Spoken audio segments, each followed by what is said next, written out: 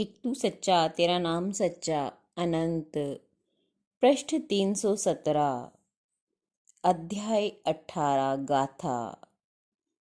संसार सागर है, सुख दुख दो किनारे हैं।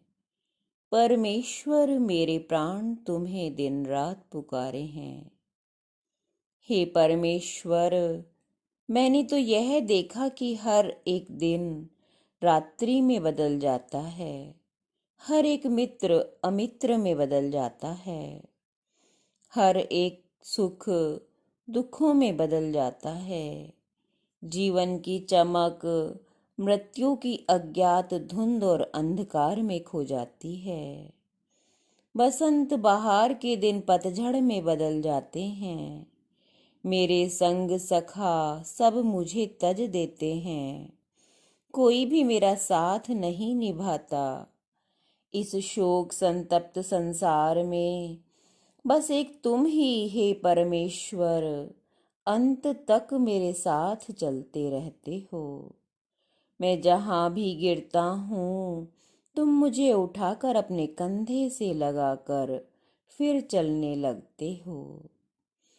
अपनी पर्णकुटी में ध्यान मग्न बैठे परमेश्वर की सच्ची ज्योति हुजूर सतपुरुष बाबा फुलसंदे वालों ने इस प्रकार परमेश्वर से प्रार्थना की।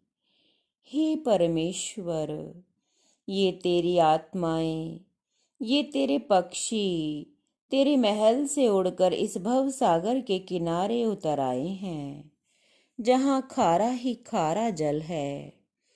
ये कभी किसी शरीर में तो कभी किसी शरीर में, कभी किसी लोक में तो कभी किसी लोक में भटकते फिरते हैं।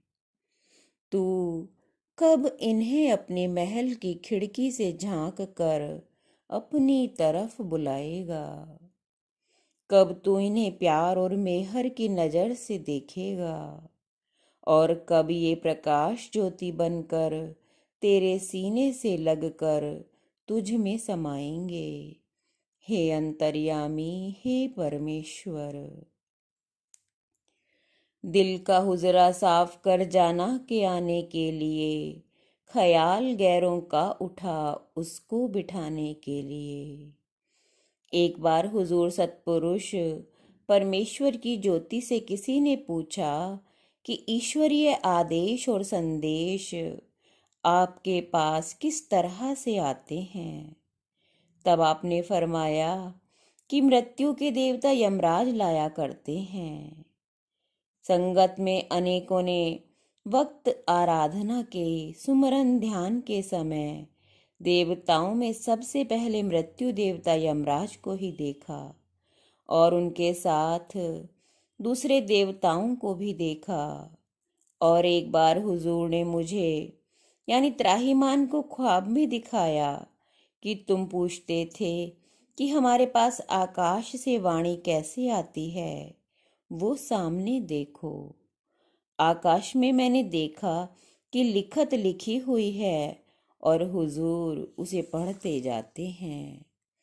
सतपुरुष ने कहा, बस ऐसे ही हमारे सामने हरफ और तख्तियां आती रहती हैं।